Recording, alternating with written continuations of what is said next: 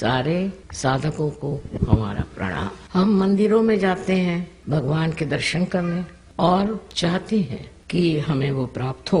इतना ही नहीं, हमारे अंदर अनेक इच्छाएं होती हैं जो हम सोचते हैं कि परमात्मा परिपूर्ण कर दे। ऐसी अनेक कारणों से हम मंदिरों में जाते हैं कि वहाँ का वातावरण हमें शांति दे और समाधान दे। ये बात तो सही है कि ये सब चीजें घटित हो सकती और इसीलिए मंदिर बनाए गए हैं, लेकिन इससे भी आगे कुछ जाने का और कुछ पाने का है और इसका मूल तत्व भी हमारे हिंदू शास्त्रों में लिखा हुआ। लेकिन जब हम कुछ पढ़ते हैं तो उसके अंदर छिपा हुआ अर्थ हम नहीं समझ पाते कभी कभी। अभी आज अच्छा है कृष्ण के मंदिर में ही आपने मुझे बुलाया, क्योंकि कृष्ण भी बड़ा महत्वपूर्ण स्थान। हमारे कुंडलिनी के जागरण की जो हम बात करते हैं उसमें कृष्ण का स्थान बहुत ऊंचा, उनके बगैर तो कुछ काम हो ही नहीं हो सकता। उनका स्थान हमारे अंदर यहाँ पीठ के पीछे में कहना चाहिए, गर्दन के नीचे, इस जगह उनका स्थान है। अब ये बात है या नहीं, ये हम जो बात कर रहे हैं सच है या नहीं,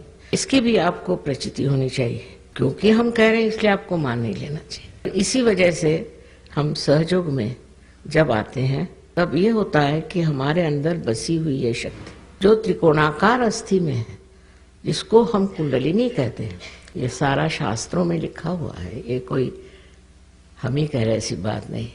इसका जब जागरण होता तो वो 6 चक्रों में से गुजर करके 7वां चक्र कुंडलिनी के नीचे होता है श्री गणेश जी का, और 6 चक्रों में से गुजर करके और हमारे ब्रह्मरंध्र को छेदती है, जो यहाँ पर सर पे, जिसको अंग्रेजी में फॉन्टेनेल बोन कहते हैं, उसमें से छेद करके चारों तरफ फैली परमात्मा की जो प्रेम शक्ति है, कार्य शक्ति है, जिसे संस्कृत में परम चैतन्य कहते हैं, उससे एकाकारिता प्राप्त करती है। जब यह घटना घटित हो जाती है तब हमारा संबंध उस परम शक्ति के साथ हो जाता है। उससे पहले जो भी हम कर रहे हैं इसलिए कि हम परमात्मा को याद रखें, धर्म को याद रखें, सही रास्ते पर चलें।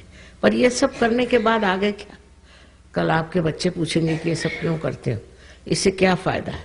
और इसका फायदा तभी पता चलेगा जब आपकी कुंडलिनी का जागरण हो करके चारों तरफ फैली इस प्रेम शक्ति से एकाकारता प्राप्त कर। और इसको सहज इसलिए कहा जाता कि ये बिल्कुल ही सहज है। सहज तो आप जानते ही हैं मतलब क्या है, पर इसका और मतलब है विश्लेषण से कि सह माने साथ, ज माने पैदा हो। आपके साथ ही ये योग, जिसमें कहते हैं कि ये हमारा जीवात्मा जो है वो इस शक्ति से जब एकाकारिता प्राप्त करता है, यही असली योग है। ये योग बिल्कुल सहज है और सबके अंदर स्थित है। आप हिंदू हो, चाहे मुसलमान हो, चाहे ईसाई हो, चाहे आप काले गोरे कुछ भी हो, ये कुंडलिनी शक्ति सबके अंदर स्थित है। तब हम लोग अलग अलग कैसे कह सकते हैं?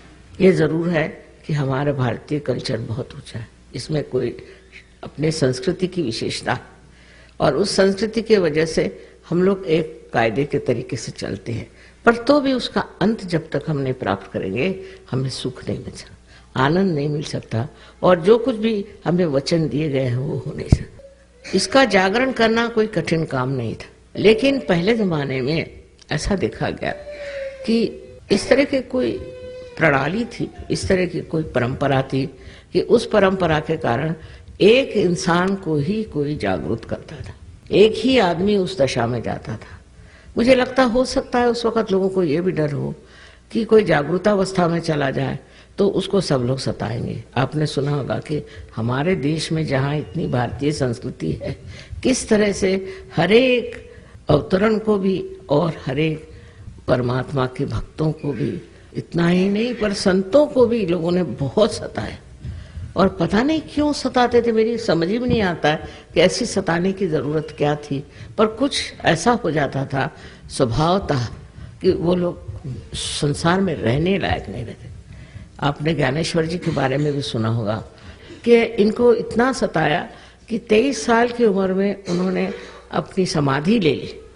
जीते जागते 23 साल की उम्र में उन्होंने अपनी समाधि ले ली, इतना हम लोगों ने उन्हें सताया।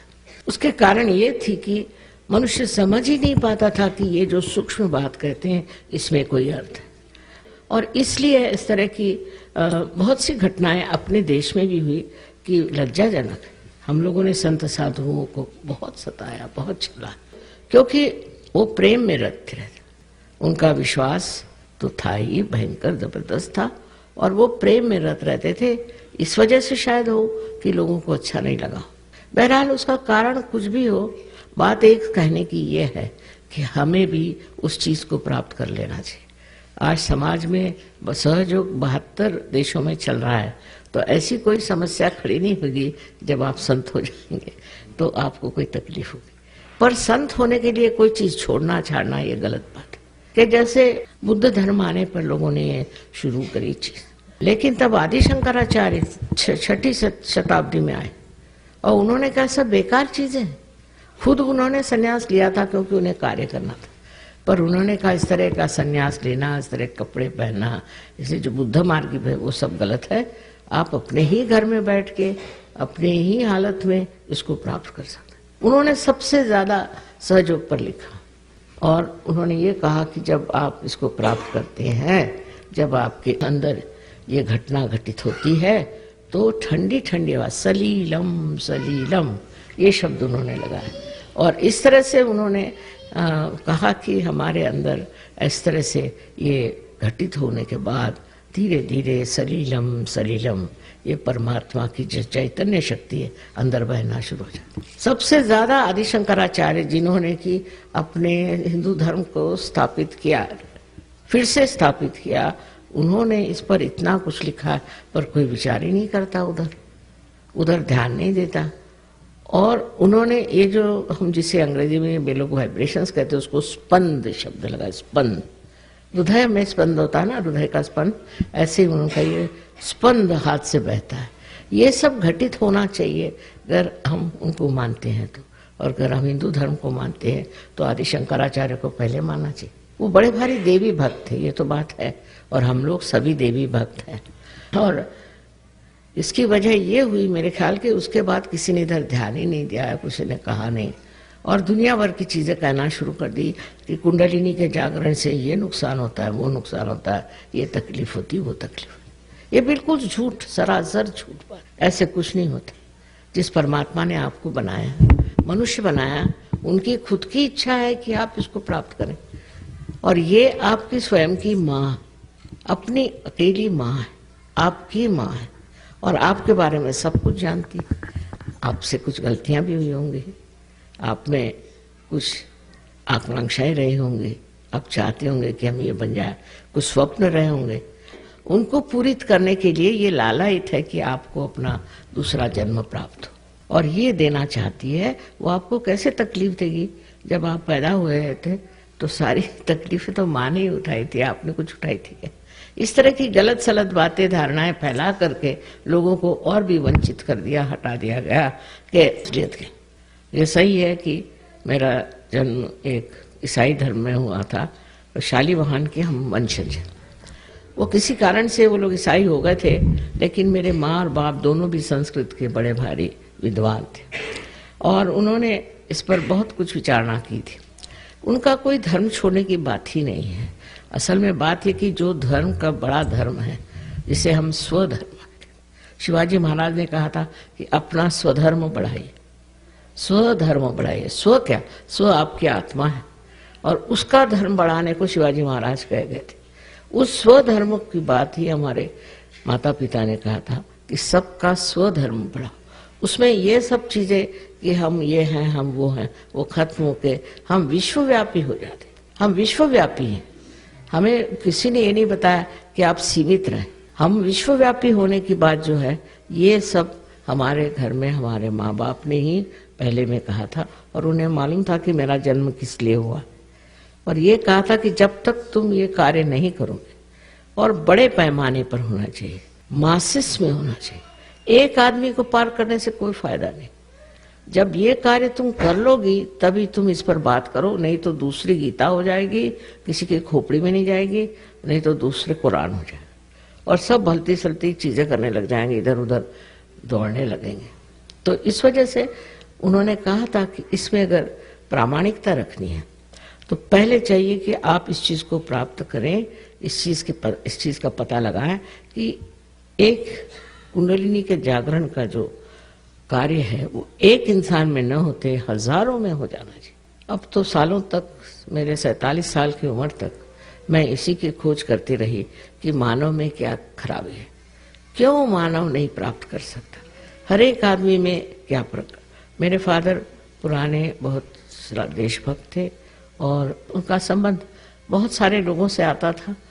वो पार्लियामेंट के मेंबर थे, कॉन्स्टिट्यूएंट असेंबली के मेंबर थे और उनके साथ रहने से मुझे लोगों से बहुत संबंध आता था। बहुत सामाजिक होने की वजह से लोगों से संबंध आता और मैं देखती थी कि इनमें क्या दोष है, क्यों इनकी कुंडलिनी नहीं जागृत हो सकती। उसके बाद मेरे पति भी ऐसे नौकरी पर रहे और ऐसी जगहों पर रहे कि वहाँ भी बड़ा सामाजिक जीवन था। उस जीवन में मैंने यही खोज लगाने की कोशिश की कि मानव में ऐसी कौन सी बात है जिस वजह से मानव इसे प्राप्त नहीं कर सकता। बाद में जब मुझे पता चला कि इस तरह के मेल जोल से ये चीज़ बन सकती है, तो मैंने ये काम 1970 साल में शुरू किया। 1970 में सिर्फ एक स्त्री हमारी शिष्या उनके आई थी, वो नहीं रहे, काफ़ी उम्र थी उनकी, लेकिन उसके बाद 12 लोग हो गए। उसके बाद में करते करते आज आप देख रहे हैं कि 72 देशों में सहयोग बहुत फैल गया। सबसे तो कमाल है हिंदुस्तान में है, इसमें मुझे विशेषता नहीं लगती क्योंकि हमारा धरोहर ही है, ये हमने पहले ही से प्राप्त किया हुआ। हिंदुस्तान में लाखों लोग हैं, उसको मैं विशेष बात इतना नहीं समझती, पर रशिया में जिन्होंने कभी भगवान का नाम नहीं सुना, कोई मंदिर में नहीं गए, कोई मतलब ही नहीं रहा, ये लोग वो भी लाखों में, ये कैसे हुआ? तो मेरे ख्याल से ये जो वहाँ समाजवाद था, कम्युनिज्म था, उसकी वजह से लोग बहुत दबाए गए, इतने दबोचे गए, कोई किसी तरह की स्वतंत्रता नहीं रही। उसकी वजह से वो लोग सब अंदर ही अंदर, अपने अंदर ही अंदर खोजते रहे। मैं जब उनके कोई लेखक पढ़ती हूँ, जैसे टॉल्स्टॉय थे वगैरह, सब में मैं देखती हूँ कि अंदर ही अंदर अपने मन को जांच करने की उनकी प्रवृत्ति है। और वहाँ पर एकदम से ही सहयोग इतने जोरों में फैल गया, इतने जोरों में फैला कि हम लोगों को समझ नहीं आ रहा था कि इसको संभाले कैसे, क्योंकि कोई रशियन तो था नहीं हमारे साथ। फिर एक रशियन को लाए, उसको सिखाया सहयोग क्या है, और चिट्ठियों पे चिट्ठियाँ और पूछताछ इतनी कि माँ अब हमें आगे क्या करना है बताओ। अब इस देश में क्या है, इन देशों में स्वतंत्रता मिली। अब स्वतंत्रता का मतलब होना स्व का तंत्र, स्व माने आत्मा का तंत्र जानो, तब आप समझ पाओगे, नहीं तो उसके बगैर की स्वतंत्रता है। हर तरह की स्वधर्म की बात करी थी। स्व माने आप खुद, लेकिन आप क्या हैं आपको पता ही नहीं। आप बाह्य से जानते हैं पर अंदर से आप क्या है ये कुछ आप जानते ही नहीं। इसलिए आपके आत्मा की जागृति होनी चाहिए। आत्मा जो है आपके चित्त आने चाहिए, चित्त में आना चाहिए। जब वो आएगा तभी आप अपने को जानिएगा। अभी तक आप अपने को जानते ही नहीं है, तो आप जब कहते हैं मैं ये करता हूँ, मैं, तो ये मैं है कौन, इसका तो पता लगना चाहिए कि मैं कौन है। और जब इस मैं का पता चलता है तो हैरान ही होते हैं कि हम जैसे कोई एक बूंद सागर में मिल जाता है, उस तरह से हम पूर्णतया लुप्त हो जाते, उस सागर में, उस प्रेम के सागर में लुप्त हो जाते। और वही सागर, वही परम चैतन्य हमें सब कुछ देता है। हमारी सब आकांक्षाएं पूरी हो जाती हैं, हमारे सब जिसको कहते हैं प्रश्न हैं वो सब छूट जाते हैं। ये करने की उन्हीं में शक्ति है, हमारे अंदर शक्ति नहीं। हम तो सोच सोच के पगला जाएंगे, कार्य नहीं होता। हर तरह की चीज उसमें ठीक होती। आपको अब जैसे बहुत सी चीजें हैं, अब जैसे सामने श्री कृष्ण का वो समय है जबकि उन्होंने युद्ध में क्या बात करी थी गीता, उसको भी समझने के लिए मेरे ख्याल से जब तक आपका स्वधर्म जागृत नहीं होगा आप समझ नहीं पाए। पहली बात है कि कृष्ण ने कहा भक्ति में कि पुष्पम फलम तोयम, तुम कुछ भी हमें दो तो वो हम स्वीकार कर लें। और देखिए शब्दों में खेले, क्योंकि जरा वो जानते थे कि मनुष्य महामूर्ख है तो उसको शब्दों में खिलाना चाहिए। मेरे जैसे सीधी सादी बात नहीं करते थे, जरा गोल घुमा के करते थे। तो कहते कि मिलेगा क्या, मिलेगा तब जब आप में अनन्य भक्ति हो। अब पता अनन्य शब्द पे खेल गए, वो साधारण मनुष्य नहीं समझ सकता अनन्य खेल क्या होता। अनन्य ऐसा है जब दूसरा नहीं रह जाए, अनन्य माने परमेश्वर से जब आपकी एकाकारिता स्थापित, उस अनन्यता में ही तुम्हें भक्ति फलीभूत हो। नहीं तो आप गा रहे हैं, चीख रहे हैं, चिल्ला रहे हैं, सुनने वाला कोई नहीं, कनेक्शन ही नहीं हुआ। तो ये संबंध, ये योग हुए बगैर अनन्य भक्ति नहीं हो। फिर दूसरा खेल वो खेल गए कि कर्मण्येवाधिकारस्ते, तुम कर्म करते रहो और फल की आशा नहीं करो। कर्म करते रहो, कर्म करते रहो, तो एक चरण पे आप पहुंचकर आपको लगेगा कि मैं कर्म ही कर रहा हूं और कुछ उसका मुझे समझ में नहीं आ रहा है क्या। जब आप परास्त हो जाएंगे तब फिर सोचेंगे क्या बात है, तब सोच विचार आएगा कि भाई क्या बात है, मैं तो कर्म कर रहा हूं और फल की अपेक्षा नहीं कर रहा हूं। अब ये बात सोच लेना कि मैं फल की अपेक्षा नहीं कर रहा हूं, अशक्य है। ये तो हम अपने को भुलावे में रखते हैं कि हमें फल से कोई मतलब नहीं, चाहे हम कर्म करें कुछ भी, हमें फल से कोई मतलब नहीं। अब यही कृष्ण की समझ है, श्री कृष्ण की समझ जो है उस हिसाब से कि मनुष्य जो है उसको सीधे साधे नहीं समझाना चाहिए, उल्टे समझाओ कि हाँ तुम फल की अपेक्षा नहीं करते हो, कर्म करो। ऐसा कर्म कर ही नहीं सकता मनुष्य। जब भी कोई कर्म करेगा तो फल की अपेक्षा ही करेगा। ऐसा भी कोई मनुष्य है जो फल की अपेक्षा नहीं करता। तो इस तरह से इस चक्कर में रहने के बाद उसकी समझ में आएगा कि मैं तो फल की अपेक्षा कर ही रहा हूं, तो फिर ये क्या कृष्ण ने कहा। तो उसका मतलब है आपको उस स्थिति में जाना चाहिए और उस स्थिति में अपने को प्राप्त करना चाहिए जहां फल करो, कर्म करो तो फल की कोई अपेक्षा ही नहीं होती। ऐसी स्थिति आनी चाहिए। इतना साफ साफ उन्होंने भक्ति मार्ग और कर्म मार्ग को अपने इसमें समझाया। लेकिन उसकी जो बात है वो तभी समझ सकते हैं कि जब उसके अक्षरों के बीच हम पढ़ सकें कि श्री कृष्ण क्या करें। इस तरह से दोनों तरफ नचाने के बाद, वो तो नाच नचैया बहुत थे, सब नचाते ही रहे सबको तो उसके बाद उनका फिर उन्होंने शुरू में ही कह डाला कि तुम जिस स्थिति में हो उससे दूसरी स्थिति में जाना चाहिए और उस स्थिति में आपको ना सुख न दुख न कुछ है। अब ये स्थिति प्राप्त कैसी, ये बात नहीं करी उन्होंने। उस समय नहीं था या वक्त नहीं, उस वक्त कोई समझता नहीं। ये साफ साफ बात उन्होंने कही। ये ज्ञानेश्वर जी ने ज्ञानेश्वरी में अपने 6ठे अध्याय में साफ साफ कहा कि इसके करने के लिए आपके अंदर कुंडलिनी की शक्ति, और जब ये कुंडलिनी जागृत होगी तभी आप उस दशा में पहुंचेंगे जिसे श्री कृष्ण ने स्थित प्रज्ञ स्थिति कही। स्थित प्रज्ञ स्थिति किसी भी से नहीं आ सकती। क्षण भर जरूर आपको लगेगा, लेकिन कभी भी ये स्थिति नहीं आ सकती। तो उनकी, आप सोचते हैं उनको इतना छला, इतना सताया कि 23 साल में उन्होंने कहा कि भागो बाबा, ये पागल लोग, इनका क्या ठिकाना है। तो उन्होंने समाधि ले ली। 23 साल की उम्र में ज्ञानेश्वरी लिखी। सोचिए क्या बुद्धिमान होंगे। साक्षात जैसे कहना चाहिए कि सरस्वती उनके अंदर से बरस रही थी। उन ज्ञानेश्वर जी ने अपने गुरु, उनके भाई थे खुद, उनसे आज्ञा ली कि मुझे कम से कम कुंडलिनी के बारे में लिखने तो दो, क्योंकि ये था कि ये ज्ञान आप सिर्फ एक ही आदमी को हजारों में से चुन के दे सकते थे। तो कहने लिखने तो दो कम से कम, उससे मुझे फायदा ही होगा। क्योंकि आज मैं जब कुंडलिनी की बात करती तो लोग ऐसा नहीं कहते कि ये हिंदू धर्म में कहा। अब कृष्ण जी ने तो गोल घुमा के कर दिया, तो मैं किसका सहारा लेती। ज्ञानेश्वर जी को जब मैंने कहा कि 6 चैप्टर में लिखा हुआ है, पढ़ो, कुंडलिनी ही ये शक्ति कार्य कर सकती, तब हैरान हो गए कि हाँ लिखा तो है। इसीलिए महाराष्ट्र में लोगों की खोपड़ी में बात गई कि लिखा है। पर उन्होंने क्यों, कबीर दास जी ने लिखा है, पर वो जैसे कि पद्य में लिखा है, तो सारी बातें उन्होंने कुंडलिनी की लिखी है। आपको आश्चर्य होगा कि इतना साफ उन्होंने लिखा है कि शून्य शिखर पर अनहद बाजिरे। अनहद माने वही स्पंद, शून्य शिखर पर, यानी इस जगह से अनहद निकलता। ये उन्होंने साफ साफ लिख दिया। पर कबीर को तो कोई समझता ही नहीं मेरे ख्याल से। ईड़ा पिंगला सुख मन नाड़ी रे, ये जो 3 नाड़ियां हैं, इसका वर्णन इतना सुंदर दिया उन्होंने। पर वो कुछ तो भी कहते वक्त को काव्य में कुछ समझा कर कहते थे। जैसे उन्होंने कहा कि सैया निकस गए मैं ना लड़ी थी।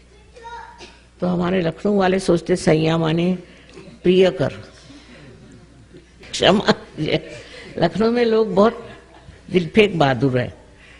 और उन्होंने सोचा कि इसका तो मतलब माँ होता है कि हमारे प्रिय कर चले गए। मैंने कहा आपको यही दिखाई गया, कबीर जी को इसकी अकल कहाँ से होगी कि अपने प्रिय कर चले गए। उन्होंने इसलिए कहा कि मेरी जिंदगी चली, मैं ना लड़ी, जब मेरी मृत्यु आई तो मैं लड़ी नहीं। इतना उन्होंने मृत्यु पर लिखा था। और आगे का ये लिखा है, चदरा ओढ़ के पलंगा पड़ी थी। साफ साफ उन्होंने लिखा, पर लोगों के समझ में नहीं आता, अब उसको प्रिय कर समझ रहे हैं। जब पहली चीज गलत गई तो सारी चीज गलत गई। और उन्होंने गोल घुमा घुमा करके लिखा, क्योंकि मनुष्य अगर कहे कि मृत्यु के समय में तो कोई पढ़ेगा ही नहीं, मनुष्य को वो लोग बहुत समझते थे। और इसलिए सबने ऐसे ही गोल गोल घुमा करके बात कही, सीधे करी नहीं, क्योंकि सीधे करने पे लोग मुंह मोड़ लेते। लेकिन मैं तो माँ हूं, माँ से कोई मुंह नहीं मोड़ता। और प्यार की जब आप वर्षा होती है तो कोई बुरा नहीं मानता, जो भी बात कहे आपके भलाई के लिए और अच्छाई के लिए। इस तरह से श्री कृष्ण के बड़े उपकार हैं मेरे ऊपर भी। उन्होंने इस तरह से लोगों को समझा दिया कि वो इस पर बैठे रहे। पहले ही चैप्टर में देखिए, कोई दुकानदार होता सबसे पहले अच्छी बात नहीं बताएगा, सबसे पहले सबसे हल्का दाम, फिर उससे अच्छा, फिर उससे अच्छा। लेकिन वो दुकानदार नहीं थे तो उन सबसे पहले बताता कि स्थितप्रज्ञ हो जाए, स्थितप्रज्ञ हो जाइए। होंगे कैसे, इस पर उन्होंने जो विश्लेषण किया है वो भी बड़ा मजेदार है। अब मैंने इसमें यही सोचा कि मनुष्य को सीधे सीधे सादी बात कर दो, और अगर आप उनको जागरण ही दे दो तो फिर उसके बाद बात ही क्या होनी, फिर उसके बाद कोई सवाल नहीं। अब कल भी वहां बहुत से लोग थे, हिंदुस्तानी खासकर, बहुत मुझसे सवाल पूछ रहे थे। पढ़े लिखे होंगे, कुछ थोड़ा बहुत जानते भी होंगे, तो हिंदुस्तानी ज्यादा सवाल पूछ रहे थे। और यहाँ के लोग नहीं, यहाँ के चुपचाप बैठे सुन रहे थे कि माँ क्या। जब उन्होंने सवाल पूछा, सब खत्म हुआ, मैंने कहा अब लोग जाने लगे, अब सवाल बंद करिए। तब सवाल बंद हुआ और तब जागरण का कार्य हुआ। तो ये सवाल जवाब की बात नहीं है, ये पाने की बात है। आप मंदिर में आए, आपने सब कुछ किया, इतना सुंदर बनाया मंदिर, सब कुछ है, लेकिन आपने प्राप्त किया क्या? स्थितप्रज्ञता नहीं प्राप्त। इस चीज को समझ लेना चाहिए। तो इसमें मंदिर का दोष नहीं है, आपका दोष है कि आपने उस चीज को अभी तक प्राप्त करने की चेष्टा नहीं की, उसको किसी ने दिया ही नहीं या हुआ ही नहीं, वो बातचीत ही नहीं।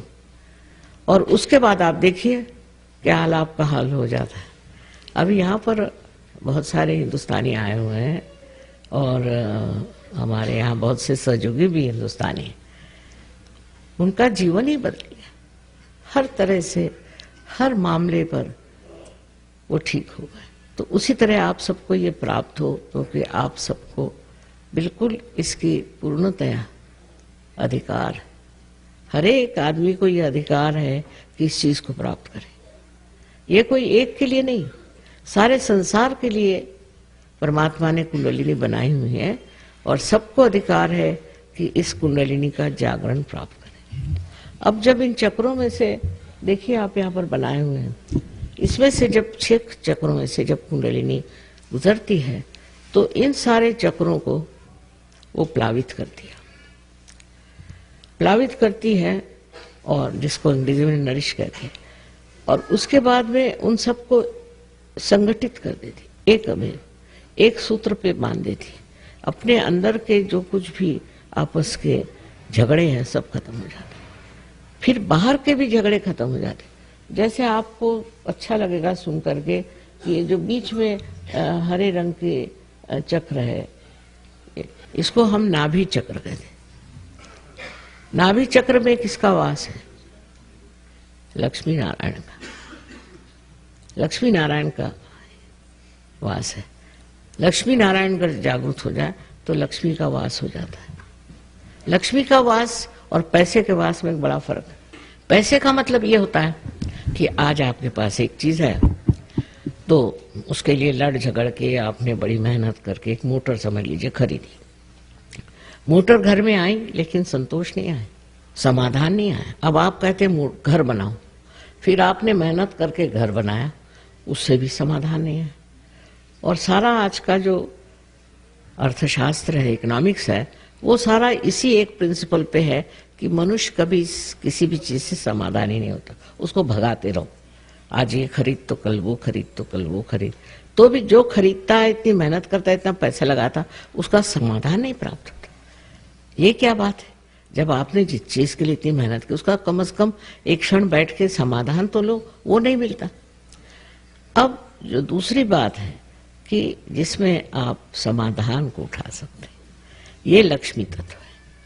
लक्ष्मी तत्व में क्या होता है कि जब वो जागृत होता है तो हमारे जितने सांसारिक प्रापंचिक प्रश्न हैं वो सब छूट जाते हैं। ऐसे छूटते हैं कि आप हैरान हो जाइएगा, वो समझ भी नहीं आएगा कि ये छूट कैसे गए। सारे प्रश्न अपने आप छूट जाते हैं। लक्ष्मी जी जब आके बस गई तो आपको क्या चाहिए? पर उसके बाद में समाधान, उस चीज से मनुष्य को समाधान आता। और लक्ष्मी जी का भी स्वरूप इतना सुंदर बनाया हुआ है कि लक्ष्मी जी के हाथ में 2 कमल है और स्वयं कमल पे खड़ी है, माने बिल्कुल हल्की फुल्की है। किसी पे उनका रोब नहीं, दाब नहीं, कुछ नहीं, किसी पे शान दिखाना नहीं, कोई जबरदस्ती नहीं, अपनी शांत खड़ी है। और 2 हाथ में कमल है, इसका मतलब है वो भी गुलाबी रंग के। गुलाबी रंग जो है द्योतक है प्रेम का, माने प्रेम से भरी हुई है। और ये लक्ष्मी जी जो है ये आपको वरदान देती है कि जिसके इससे आपका मकान इस तरह से हो जैसे एक कमल होता है। अब कमल की क्या विशेषता है कि कमल जो है वो आप देखिए कि एक सुंदर सा फूल है, और चाहे कोई आए, कोई कीटक आए, उसके कितने भी कांटे जैसे पैर हो, कुछ हो, उसको स्थान है वहाँ आराम करने के लिए। और रात में वो अपने कमल दल बंद कर लेते हैं जिससे शांति से सो सके। इसी प्रकार आपका भी मकान होना चाहिए, सुंदर हो, सजा हुआ हो, और उसमें कोई आते हैं तो वो आराम से रह सके। ये एक हमारे यहाँ बहुत बड़ी चीज़ है हिंदू धर्म की कि हम लोग जो है बाहर से कोई आता है तो उसका बड़ा पाचारण करते हैं। उनको अतिथि को हमारे यहाँ कहते हैं कि अतिथि भगवान होते हैं। ये चीज़ हमारे अंदर आ जाती है जब हमारे अंदर लक्ष्मी तत्व जागृत होता है और उसका पूरा सरंजाम और सामान जुट जाता है। बिल्कुल सही बात करेगा आपसे। अब ये तो हुई कमल की बात, और एक हाथ से वो इस तरह से आशीर्वाद देती है। आशीर्वाद का मतलब ये है कि आपके अंदर जो भी कुछ आपने प्राप्त किया है वो आप दूसरों को दें। इतना ही नहीं, पर आपके आश्रित हैं उनको आप संभालिए, उनको आप आशीर्वाद दें। जो आपके आश्रित हैं, आपके नौकर हैं, चाकर हैं, रिश्तेदार हैं, सबको आप आशीर्वादित करें। और चौथा हाथ जो है वो इस तरह से है, माने आप दानी होना चाहिए, आपको दान करना ही चाहिए। अब सत्पात्र होना चाहिए, देख के करिए दान, ये कबूल बात है, लेकिन दान भी देना चाहिए। ये नहीं कि सारा पैसा आप अपने लिए खर्च करें, तो लक्ष्मी जी की कृपा नहीं है। पर ये अपने आप हो जाता है, ये कुछ कहना नहीं पड़ता, अपने आप घटित हो जाता है, क्योंकि आपके अंदर लक्ष्मी बहने लग जाती है और आपका मन इसी से तृप्त होता है कि आप दूसरों को देख रहे हैं। अब चित्त अपने से हट के दूसरों पर चला जाता है और इतना आनंददायी होता है चित्त, इतना सुखदायी होता है कि आश्चर्य होता है। आप आनंद में विभोर रहते हैं। अब ये देखिए, तो परदेसी लोग यहाँ बहुत आए थे, सिवाय उनको भाषा मेरी समझ नहीं आती, पर तो भी कुछ भी माँ कह रही हो तो भी हमें उसमें मंत्र ही है, माँ जो बोल रही मंत्र ही है, और बैठे रहेंगे। इस तरह के 72 देशों में लोग हो गए। और हिंदुस्तान में बहुत ज़बरदस्त है। मैं कहूँगी कि कलकत्ते में भी हमें तो स्टेडियम लेना पड़ता है, पर जब बाहर आए हुए हिंदुस्तानियों को पता नहीं क्या हो जाए कि ज़रा कुछ गड़बड़ी है मामला। लेकिन आशा है कि इसके बाद आप लोग सब पार हो जाएंगे और आपकी वजह से और भी लोग हो जाएंगे। तो सबसे बड़ी बात है कि पार हो जाना माने अपने को जानना। ये जब तक आपने जाना नहीं, तब तक आपने जो कुछ भी जाना सुख बेकार है, और तब आप प्रेम के सागर में बहने लग जाए। तो एक ही अक्षर प्रेम का कहा हुआ है कि जो ने एक अक्षर प्रेम का जान लिया तो उसको और कुछ जानना ही नहीं है। वही चीज घटित होने की है और होना चाहिए।